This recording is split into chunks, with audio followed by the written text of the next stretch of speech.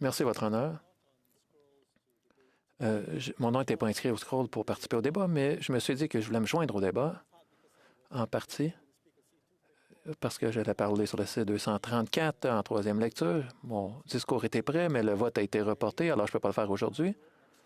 Je ne pourrai pas le faire mardi prochain non plus. Et j'espère que je pourrai le faire le jeudi suivant, et j'espère que vous me donnerez cette occasion.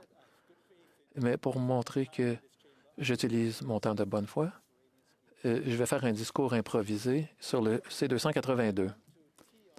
Et je voudrais poursuivre sur le reportage de la sénatrice Simons sur la décision du tribunal de l'ACEUM la semaine dernière.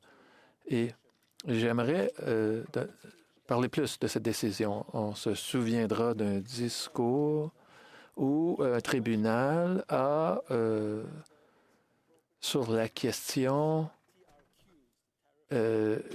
des quotas, des tarifs contingentaires gérés par le Canada, c'est-à-dire qu'il y a une certaine quantité de lait ou de fromage, de volaille, après lequel un très haut tarif s'impose. Le Canada a négocié avec les États-Unis une façon de gérer ces tarifs qui permettrait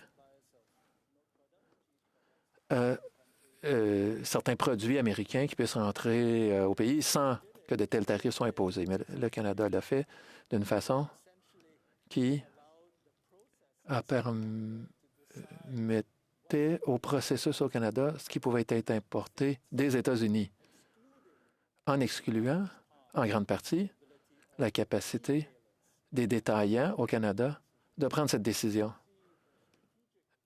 Alors, on peut voir la réflexion stratégique derrière ça.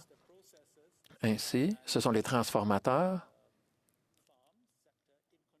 qui contrôlent de ce qui entre, présumément,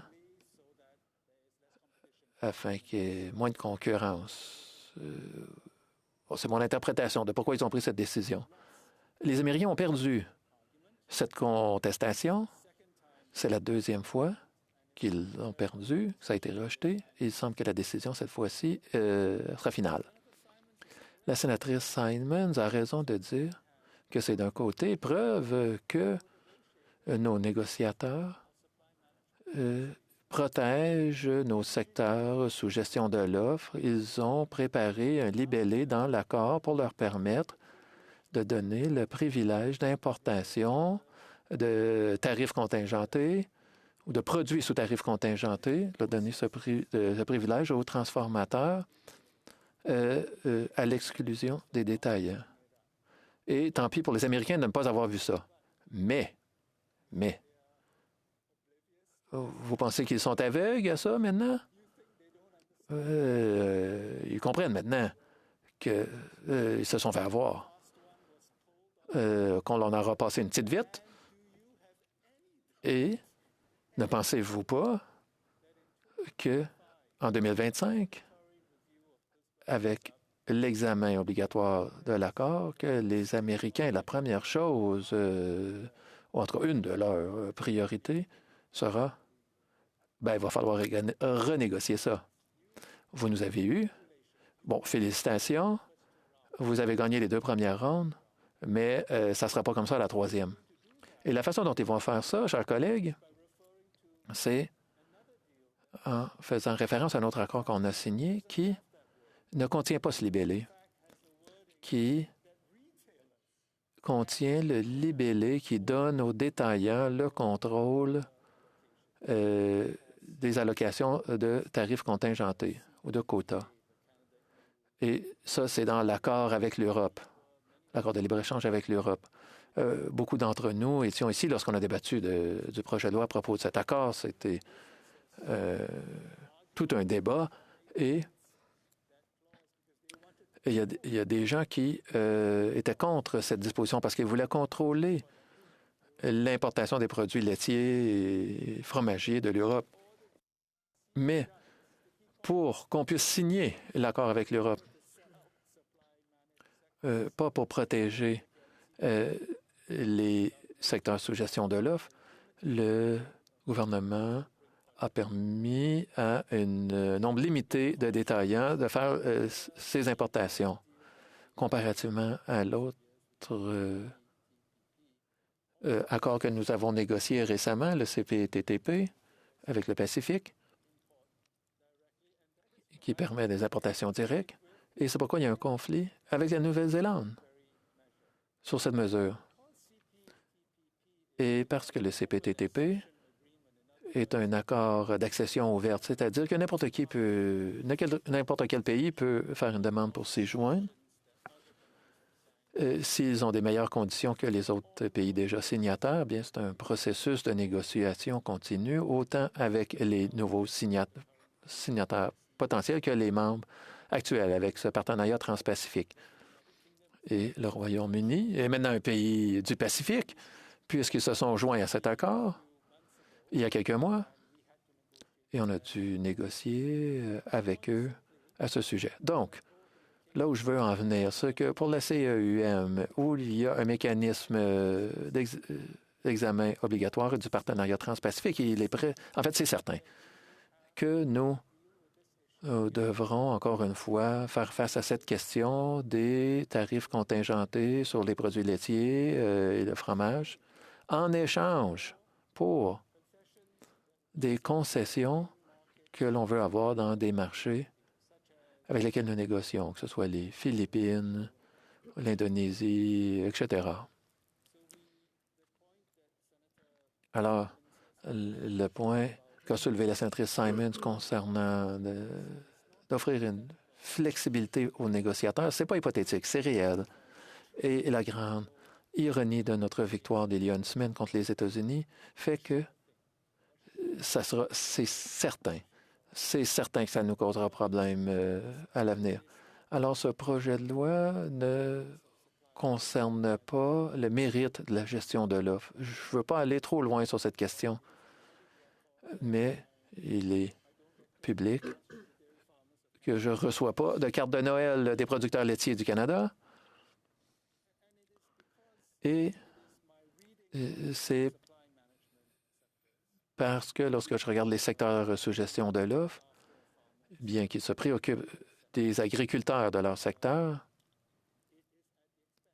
c'est aux dépens des consommateurs, et particulièrement des consommateurs plus pauvres. Et les études ont démontré que les secteurs sous gestion de l'offre mènent à des coûts plus élevés comparativement aux prix internationaux et ils sont régressifs.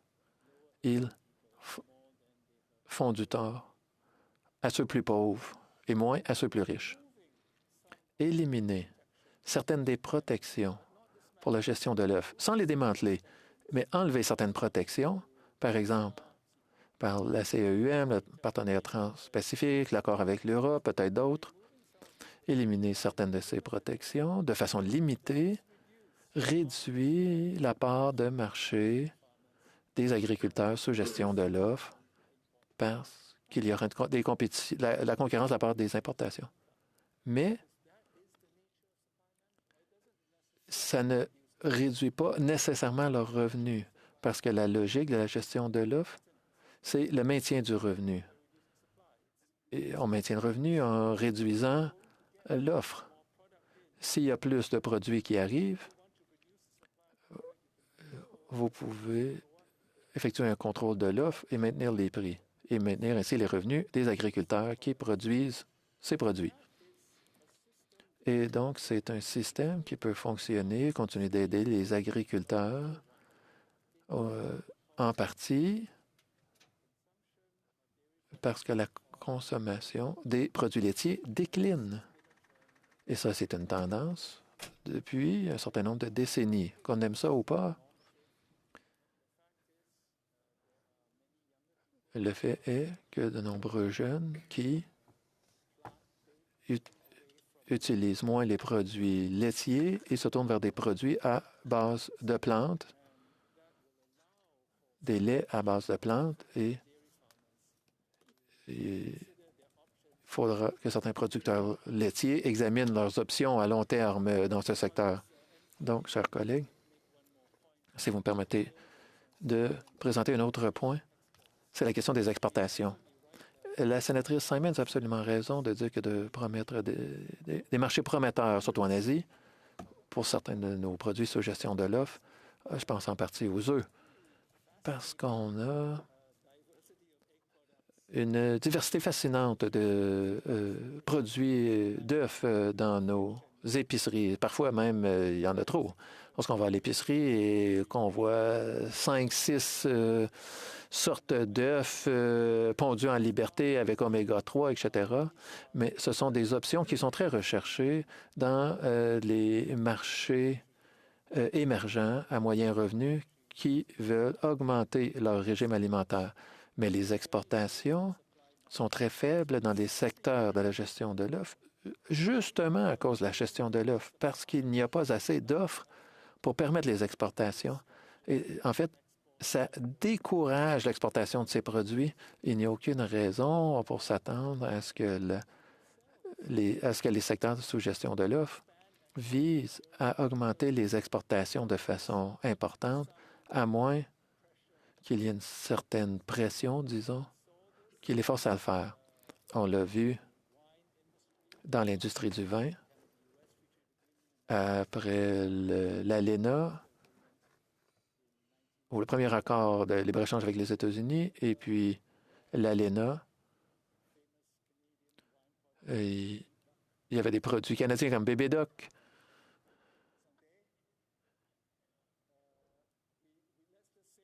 Disons que les sommeliers ne recommandent pas toujours les produits canadiens du vin dans les années 80-90. Et il y avait des prédictions, on prédisait la fin du secteur. De nombreuses personnes s'inquiétaient du fait qu'on n'ait plus de vignobles au Canada, de producteurs de vin. Et c'est vrai, il y a beaucoup de vignobles qui ont dû fermer les portes à cause de la compétition des producteurs américains. Mais comme on le sait, ce secteur maintenant est devenu plus efficace. De nouveaux producteurs existent et on peut être fier de beaucoup de nos vins, que ce soit en Colombie-Britannique ou ailleurs au pays. Alors, je veux remercier la sénatrice Gerba pour sa passion, son soutien vers la gestion de l'offre. Elle appuie les producteurs laitiers et d'autres, mais je ne peux pas appuyer ce projet de loi. Et je veux qu'on se rappelle que ce n'est pas une question de démanteler la gestion de l'offre, c'est plutôt pour encourager un changement, la compétitivité pour ces secteurs, pour nous assurer qu'on puisse appuyer nos autres secteurs d'exportation lors des négociations commerciales et qu'on offre la souplesse à nos négociateurs. Il reste 1 minute et demie. Sénatrice Gerba, vous avez une question? Est-ce que le sénateur Wu prend une question?